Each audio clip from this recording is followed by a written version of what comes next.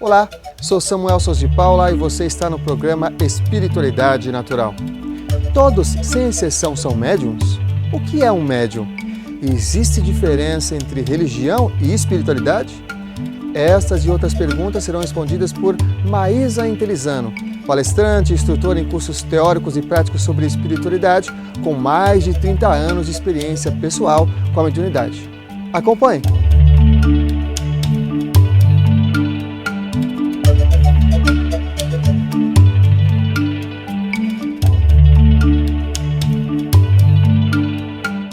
Em algum grau, sim. O tipo de mediunidade varia, o nível de sensibilidade varia, mas todos nós somos médiuns. Todos nós, em algum grau, nós sentimos e podemos perceber a influência dos espíritos. Nesse sentido, todos nós somos médiuns.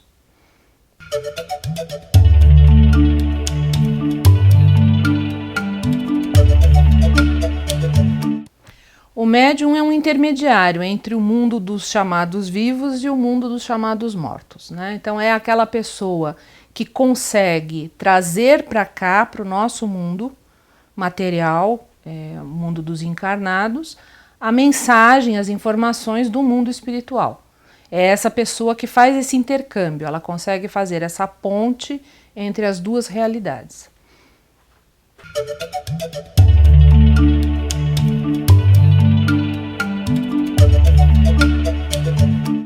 Eu tenho algumas buscas, algumas demandas que são muito típicas, né?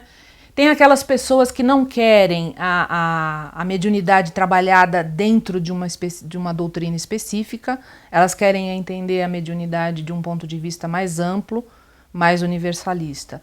Tenho aquelas pessoas que estão vivenciando fenômenos, não sabem o que é, e às vezes até sofrem algum prejuízo com isso, ou social, ou de saúde, por perturbações. Então essas pessoas chegam até mim procurando uma ajuda, uma orientação de como lidar com isso. E tenho aquelas pessoas que já conhecem o fenômeno, mas que, como estão restritas a uma abordagem única, exclusiva, elas querem ampliar essa visão e entender melhor o fenômeno. Principalmente são essas três demandas que eu tenho.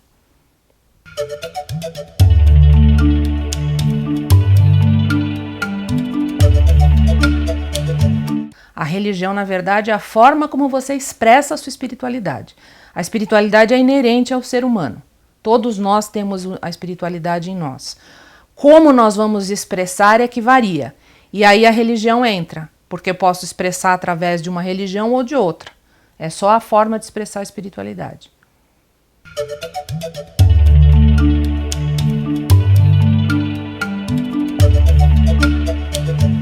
O próprio nome está dizendo, né? O curso de desenvolvimento mediúnico espírita, ele é muito focado dentro da doutrina espírita, dentro dos preceitos espíritas, dentro do que o Kardec colocou, que é muito importante, é uma base importantíssima. Inclusive eu uso essa base no meu curso. Mas eles ficam restritos ao espiritismo. Eu não, eu consigo trabalhar a Umbanda, por exemplo, o hinduísmo, o taoísmo, eu consigo trazer para dentro do curso outras técnicas de energização como o reiki, a cura prânica, eu consigo abordar outras filosofias e com isso o fenômeno da mediunidade ele consegue se expandir para a pessoa, né? A visão de mediunidade que a pessoa acaba tendo e da própria espiritualidade acaba sendo muito mais expandida.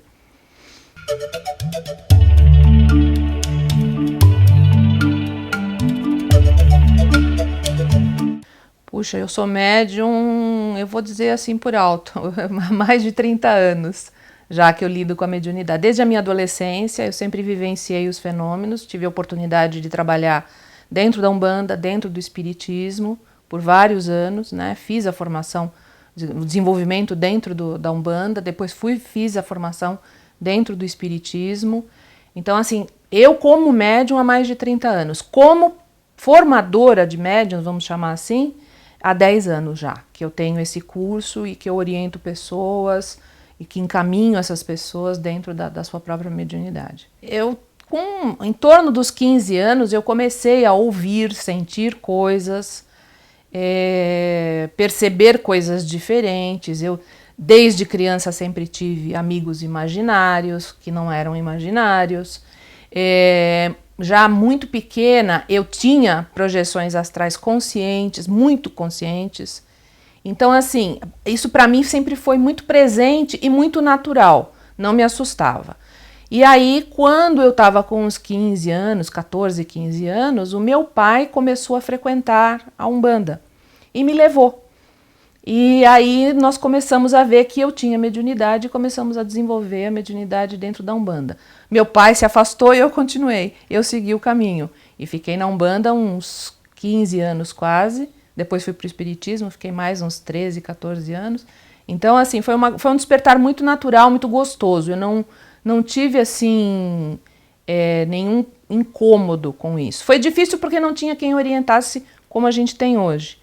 Mas não foi nenhum incômodo, não. Sempre eu gostei muito da coisa.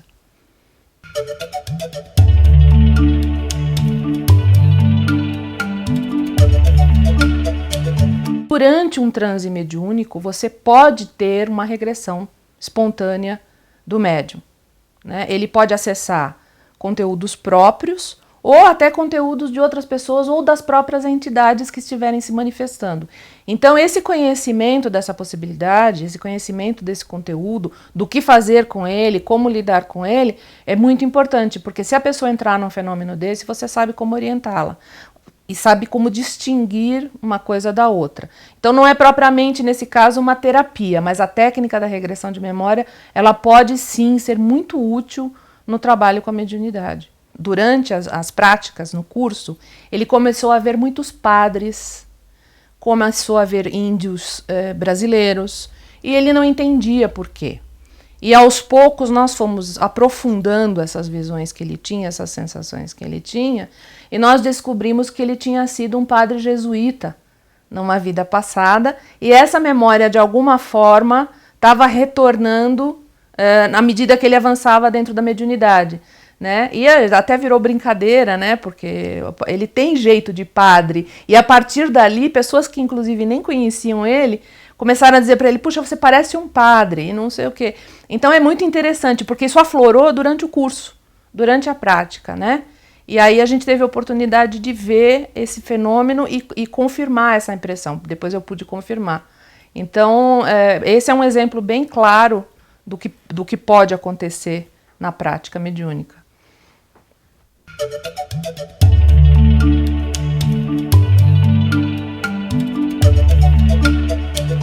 A mediunidade inconsciente, como o próprio nome está dizendo, o médium fica inconsciente durante o fenômeno. Ele não tem registro nenhum do que está acontecendo, do que está sendo feito, nem dele, nem do ambiente onde ele está.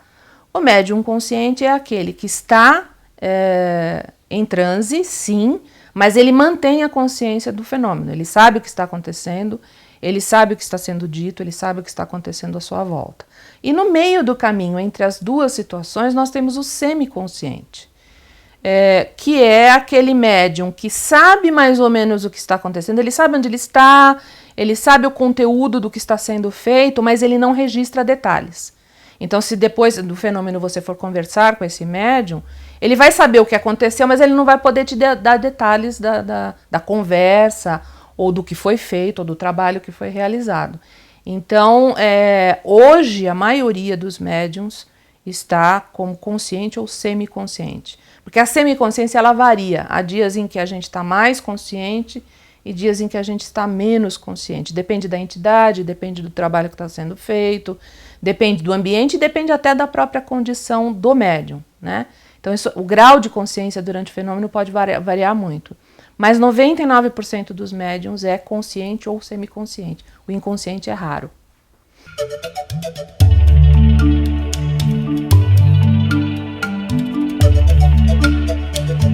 Essa foi uma expressão que eu inventei para falar daquela coisa, né? Porque não deixa de ser terrorismo. Se você não praticar, não desenvolver a sua mediunidade, sua vida vai andar para trás, você vai ter um monte de problemas, você vai ficar obsidiado. Isso é terrorismo, né? Porque o que a pessoa precisa, na verdade, é um equilíbrio emocional, entender o que é aquele fenômeno para poder lidar com isso. Mas não porque os espíritos vão começar a persegui-la, mas porque ela mesma não vai ter equilíbrio e a vida dela vai ter mais problemas do que se ela tiver equilíbrio. E isso não precisa ser em relação à mediunidade, isso pode ser em relação a qualquer outra coisa. Então, assim, se a pessoa tem a mediunidade, ela deve desenvolvê-la, ou praticá-la, ou estudá-la, por questão pessoal, não por uma questão de terrorismo, né? Os espíritos continuam conosco, a gente sendo médium ou não, a gente desenvolvendo ou não, eles estão por aí, né? Então, eu não gosto muito dessa coisa do ameaçar o médium. Ah, se você não desenvolver, você vai, a tua vida vai andar para trás. Isso realmente para mim é terrorismo.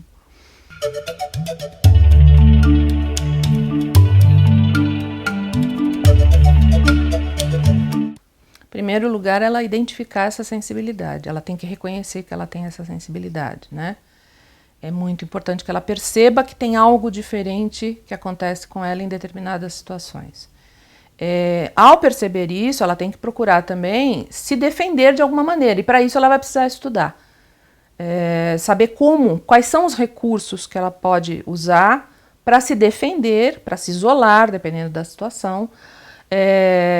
Estudar o fenômeno, porque às vezes a sensibilidade é muito mais uma falta de preparo do que propriamente a sensibilidade, porque na medida em que você treina essa sensibilidade, você aprende a usar isso, você consegue controlar isso, porque ela é controlável, né? Não 100% do tempo, mas em grande parte do tempo a gente melhora muito esse controle.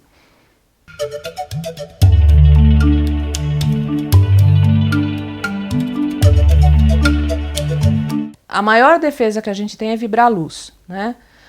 O grande erro, digamos assim, o grande engano que as pessoas cometem é que elas acham que a luz tem que vir de fora, né? Então elas imaginam uma luz, vem de fora, ilumina, protege, não sei o quê. Só que quando a luz vem de fora, dependendo do que você tiver com você, você vai fechar essa proteção luminosa com aquilo dentro. E aí você não vai ter a proteção total. Então o ideal é que a gente crie a nossa luz de dentro para fora, né? Então uma prática muito simples que qualquer pessoa pode fazer é visualizar um ponto luminoso bem no centro do peito, que é onde está o nosso chakra cardíaco, um ponto luminoso de qualquer cor, mas preferencialmente branco, dourado, prateado, um ponto luminoso no centro do peito que aos poucos se expande e pulsa e vai abrindo, né? Até que essa expansão, à medida que a gente vai visualizando, até que essa expansão cubra todo o nosso corpo e a nossa aura. Aí sim, você consegue, ao mesmo tempo que se protege, você vai empurrando naturalmente qualquer negatividade para fora da sua aura, porque você está gerando a luz de dentro para fora, né? Agora, não basta só gerar a luz, é preciso sentimentos elevados, propósitos nobres, uma intenção legal, né? Se você for fazer isso só a luz pela luz, né, é melhor pendurar uma lampadinha no peito, que aí também né, é mais fácil.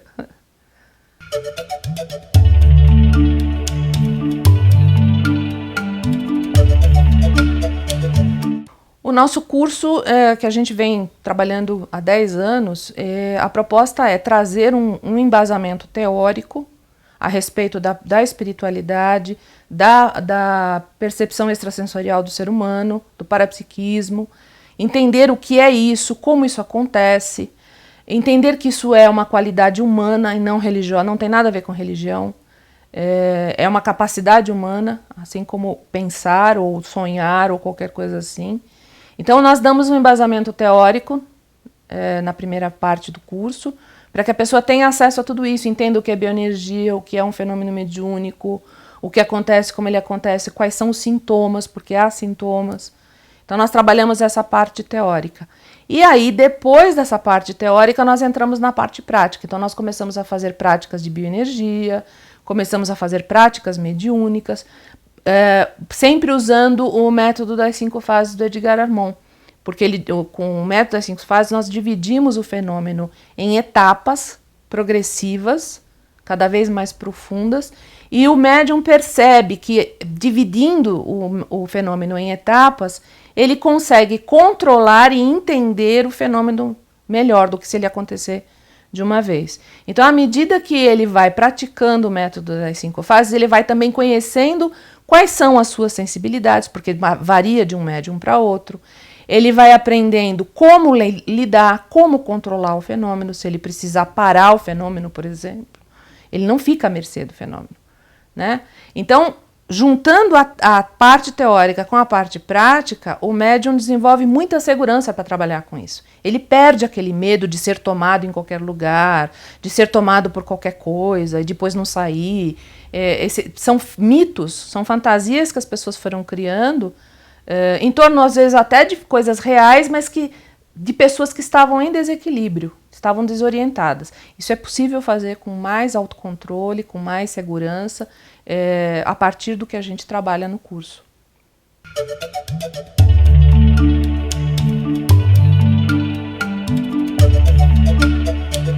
Esse ano nós estamos abrindo o nosso próprio espaço, estamos muito felizes com isso.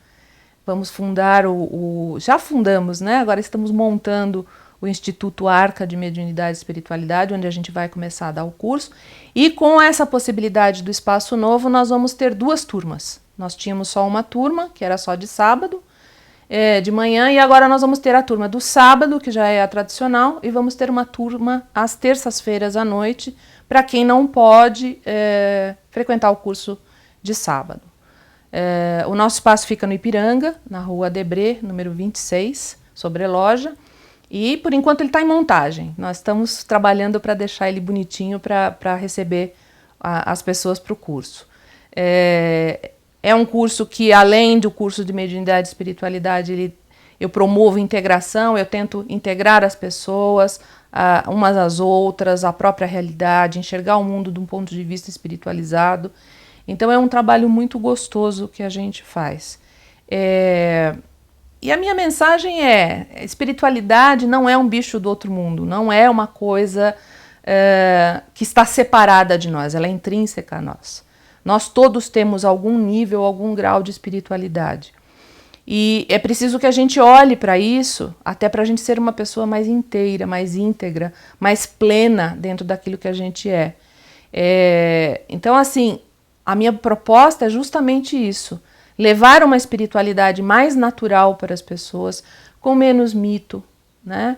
É uma coisa muito gostosa, é uma coisa muito bonita que nós temos, é um recurso, é uma capacidade que nós temos e que está sendo mal interpretada e mal usada. Então, meu convite permita-se viver essa espiritualidade que já está aí e que muitas vezes a gente não conhece.